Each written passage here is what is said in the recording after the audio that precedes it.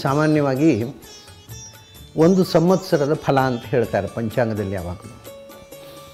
ಅದು ಅಷ್ಟು ಮಹತ್ವದ್ದಲ್ಲ ನಿಜವಾಗಿ. ನಾನು ಸ್ಥೂಲವಾಗಿ ಹೇಳಿದ್ದೆ, ವಿಜಯ ಸಂವತ್ಸರದ ಫಲ ಏನು ಅಂದರೆ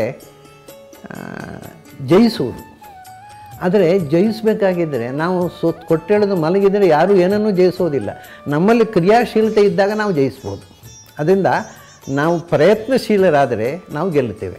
ಹಾಗಾಗಿ ಯಾವ ಸಂವತ್ಸರವೂ ನಮ್ಮನ್ನು ಗೆಲ್ಲಿಸುವುದಿಲ್ಲ. ವಿಜಯ ಸಂವತ್ಸರ ಅಲ್ಲ, ಪರಾಜಯ ಸಂವತ್ಸರ ಬಂದು ನಾವು ಗೆಲ್ಬೋದು. ಯಾಕಂದರೆ ನಮ್ಮಲ್ಲಿ ನಿರಂತರ ಪ್ರಯತ್ನ. ಹಾಗೆ ಇದು ಪ್ರಯತ್ನಶೀಲರಾದ ಮಂದಿಗೆ ಜಯವನ್ನು ಕೊಡ್ತಕ್ಕಂಥ ಸಂವತ್ಸರ ಅಂತ. ಆದರೆ ಅವರು ಫಲ ಹೇಳುವಾಗ ಭಾಳ ವಿಚಿತ್ರವಾಗಿರುತ್ತೆ. ಇದು ಯಾವುದು ಒಳ್ಳೆಯ ಗ್ರಹಗಳಿದ್ದಕ್ಕೆ ಅಧಿಪತಿಗಳಾಗಿದ್ದಾಗ ಇದು ಒಳ್ಳೆಯದಾಗುತ್ತೆ. ದವಸ ಧಾನ್ಯಗಳು ಸಮೃದ್ಧಿಯಾಗಿ ಬೆಳೀತಾವೆ ಒಂದು ಗ್ರಹದಿಂದ. ಇನ್ನೊಂದು ಗ್ರಹ ಅದಕ್ಕೆ ದುಬಾರಿ ಆಗುತ್ತೆ. ಇದು ಏನು ಅಂದರೆ, ನೀವು ಯಾವುದೇ ವರ್ಷದ ಫಲ ನೋಡಿ, ಅದು ಸುಖ ದುಃಖ, ಒಳ್ಳೆಯ ಅಂಶ ಕೆಟ್ಟ ಅಂಶ ಬೆರಕೆ ಆಗಿರುತ್ತೆ. ಅದು ಜೀವನ ಅಂದರೆ ಅಷ್ಟೇ. ಹಾಗಾಗಿ ವಿಜಯ ಸಂವತ್ಸರದಲ್ಲಿ ಕೆಲವು ಪ್ಲಸ್ ಪಾಯಿಂಟ್ಗಳಿವೆ, ಸಮೃದ್ಧಿ ಇದೆ. ಕೆಲವು ಅದಕ್ಕೆ ಮೈನಸ್ ಪಾಯಿಂಟ್ಗಳಿವೆ, ದುಬಾರಿ ಬೆಲೆ ಜಾಸ್ತಿ ಆಗ್ಬೋದು, ಕೆಲವು ದುರ್ಬಲಗಳಾಗ್ಬೋದು. ಮತ್ತು ಒಳ್ಳೆ ಮಳೆ ಬರುತ್ತೆ. ಒಳ್ಳೆ ಮಳೆ ಬಂದರೆ ಕೆಲವು ಕಡೆ ಮಳೆ ಹೆಚ್ಚಾಗಿ ಬೆಳೆ ಹಾಳಾಗ್ಬೋದು. ಹಾಗಾಗಿ ಒಳ್ಳೆ ಮಳೆ ಬರೋದು ಒಳ್ಳೆಯದು, ಅದರಿಂದ ಬೆಳೆ ಹಾಳಾಗೋದು. ಯಾವ ಸಂವತ್ಸರದಾದರೂ ಅದರ ಸುಖ ದುಃಖಗಳು ಬರೀ ಸುಖದ ಸಂವತ್ಸರ ಅಂತ ಒಂದಿಲ್ಲ, ಬರೀ ದುಃಖದ ಸಂವತ್ಸರ ಅಂತ ಒಂದಿಲ್ಲ.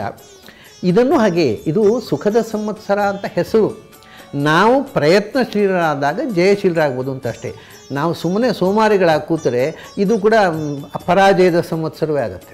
ಅದನ್ನು ಮುಖ್ಯ ವಿಜಯ ಇರಬೇಕಾದ್ದು ಎಲ್ಲಿ ಎಂದರೆ ಸಂವತ್ಸರದಲ್ಲಿ ಅಲ್ಲ, ನಮ್ಮಲ್ಲಿ ಅಂಥ ಕನ್ವಿಕ್ಷನ್, ಆ ನಿರ್ಧಾರ, ನಾವು ಗೆಲ್ಲಬೇಕು ಅನ್ನುವ ಛಲ, ಅದಕ್ಕೆ ಬೇಕಾಗಿರತಕ್ಕಂಥ ಒಂದು ಮಾನಸಿಕ ಸ್ಥಿತಿ. ಅದರ ಜೊತೆಗೆ ವಿಜಯ ಅಂದರೆ ಏನು ಗೊತ್ತಾ? ಸಂಸ್ಕೃತದಲ್ಲಿ ವಿ ಅಂದರೆ ದೇವರ ಹೆಸರು. ವಿ ಅಂದರೆ V is an abbreviation of Vishnu. ಅವನಿಂದ ಜಯ ಅಂತ. ನಾವು ಗೆಲ್ಲಬೇಕಾಗಿದ್ದರೆ ಭಗವಂತ ಅಸ್ತು ಅಂತ ಹೇಳಿದರೆ ನಮಗೆ ಜಯ ಬರೋದು. ಅಂದ ಭಗವಂತನ ಅನುಗ್ರಹ ಅಂದರೆ ವಸ್ತುತಃ ನಮ್ಮ ಇಡೀ ದೇಶದ ಸಂಸ್ಕೃತಿ ದೇವತ್ವದ ಕಲ್ಪನೆಯಲ್ಲಿದೆ. ನೀವು ದೇವರನ್ನು ನಿರಾಕರಿಸಿ ಜಯಿಸ್ತೇನೆ ಅಂತಂದರೆ ಅದು ಶಾಶ್ವತವಾಗಿ ಬರುವುದೇ ಇಲ್ಲ. ಅದು ದುರ್ಯೋಧನ ಜಯ ಆಗುತ್ತೆ. ಯಾಕೆಂದರೆ ಅವನು ಗೆದ್ದ, ಇವ್ರನ್ನ ಕಾಳಿ ಕಳಿಸಿ 13 ವರ್ಷ ಮೆರೆದ. ಆದರೆ ಕೊಡೆಗೇನಾದ, ತೊಡೆ ಮುರಿದು ಬಿದ್ದ. ಅದರಿಂದ ಮೊದಲು ಗೆದ್ದ, ಮತ್ತೆ ತೊಡೆ ಮುರಿದು ಬಿದ್ದ. ಅಂದರೆ ನಮ್ಮ ವಿಜಯ ಆಗಬೇಕು ಅಂತಂದರೆ ಅದು ಭಗವಂತನ ಅನುಗ್ರಹದಿಂದ ನಾವು ಗೆಲ್ಲಬೇಕು. ಅದರ ಜೊತೆಗೆ ಭಗವಂತನ ಮೇಲೆ ನಮಗೆ ಇರ್ತಕ್ಕ ಭರವಸೆ, ಅದು ಕೂಡ ನಾಂದಿ. ಯುಗಾದಿಯಲ್ಲಿ ನಮಗೆ ಭಗವಂತನ ಬಗ್ಗೆ ಇರತಕ್ಕಂಥ ಭರವಸೆಯ ಒಂದು ಪ್ರತಿಜ್ಞೆ. ನಾವು ಸ್ವಲ್ಪ ಕಷ್ಟ ಏನು ಅಂದರೆ, ಬಹಳ ಜನ ನಮ್ಮಲ್ಲಿ ಇದ್ದಾರಲ್ಲ, ದೇವಸ್ಥಾನಕ್ಕೆ ಹೋಗ್ತಾರೆ. ದೇವಸ್ಥಾನಕ್ಕೆ ಹೋಗಿ ದೇವರಿದ್ದು ನಂಬಿಕೆ ಅಲ್ಲ, ದೇವರು ಇದ್ದರೆ ರಗಳೆ ಬೇಡ ಅಂತ. ಒಂದು ವೇಳೆ ದೇವರಿದ್ದರೆ ಸುಮ್ಮನೆ ನಾಳೆ ನೀನು ನನ್ನ ಸುತ್ತು ಬರಲಿಲ್ಲ, ನರಕಕ್ಕೆ ಕಳಿಸೋದು ಬೇಡ ಅಂತ ಹೆದರಿ ಹೋಗೋದು ಹೊರತು, ದೇವರಿದ್ದ ಯಾರಿಗೂ ಗೊತ್ತು ಮಾರ್ಯಾರೆ, ಎಲ್ಲರೂ ಹೋಗ್ತಾರೆ, ನಾನು ಹೋದೆ ಅಂತಾನೆ. ಅದರಿಂದ ನಮ್ಮಲ್ಲಿ ಕನ್ವಿಕ್ಷನ್ ಇಲ್ಲ. ಅದಕ್ಕೆ ಕಾರಣ ಏನು ಅಂದರೆ, ಕಲ್ಚರಲ್ ಬ್ಯಾಕ್ಗ್ರೌಂಡೇ ಇಲ್ಲ, ತಿಳುವಳಿಕೆ ಇಲ್ಲದ ಪೆದ್ದುಗಳ ಸಮಾಜ ಬೆಳೀತಾ ಇದೆ. ಅವರಿಗೆ ನಮ್ಮ ಸಾಂಸ್ಕೃತಿಕವಾದ ಪರಂಪರೆಯ ಪರಿಜ್ಞಾನವೇ ಇಲ್ಲ.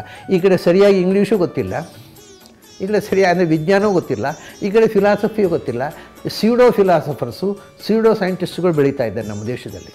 ಹಾಗಾಗಿ ಈ ನಂಬಿಕೆಗಳೆಲ್ಲ ಶಿಥಿಲಾಗ್ತಾ ಇವೆ. ಅದನ್ನ ಮತ್ತೆ ಆ ನಂಬಿಕೆಗಳನ್ನು ಗಟ್ಟಿಗೊಳಿಸ್ತಕ್ಕಂಥ ಒಂದು ದೀಕ್ಷೆ ಕೂಡ ಅದು ವಿಜಯ ಸಂವತ್ಸರದಲ್ಲಿ, ಪ್ರತಿ ಸಂವತ್ಸರದಲ್ಲಿ ಆಗಬೇಕು. ಆ ಯುಗಾದಿ ದಿವಸ ನಾವು ಒಂದು ನಮಗೆ ಕಾಣದ ಶಕ್ತಿಯ ಒಂದು ಕೈವಾಡದ ಭರವಸೆ ನಮಗಿರಲೇಬೇಕು. ಯಾಕೆಂದರೆ ಇಷ್ಟು ನಮಗೆ ಗೊತ್ತಿದೆ, ನಮಗೆ ದೇವರಿದ್ದಾನೆ ಇಲ್ಲೋ ಒಂದು ಪ್ರಶ್ನೆ ಬೇರೆ.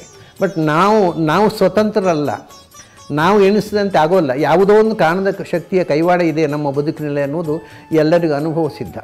ಈ ಎಚ್ಚರದಿಂದ ಆ ಕಾಣದ ಕೈಗೆ ಶರಣಾಗತಕ್ಕಂಥ ಮನೋಭಾವ ಬೆಳೆಸಿಕೊಳ್ಳಬೇಕು ಅನ್ನೋದು ಕೂಡ ನಮ್ಮ ಯುಗಾದಿಯ ಅನುಸಂಧಾನ ಮತ್ತು ಸಂದೇಶವಾಗಬೇಕು. ಮುಖ್ಯವಾಗಿ ವಿಜಯ ಸಂವತ್ಸರದ ಸಂದೇಶ ಆಗಬೇಕು.